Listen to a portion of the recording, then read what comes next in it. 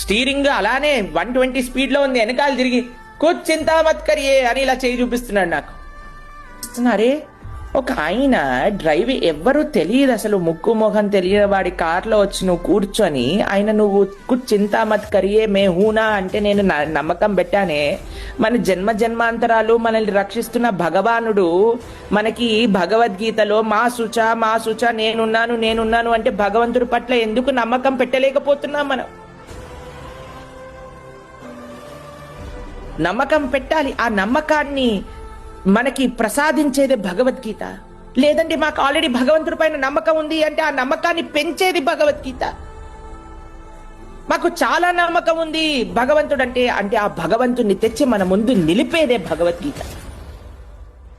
సాక్షాత్తుగా గీతకి భగవానుడికి ఎటువంటి తేడానే లేదండి. ఎందుకో తెలుసా అండి, భగవంతుడిని నమ్మే వాళ్ళు చాలా మంది ఉంటారండి ఈ ప్రపంచంలో.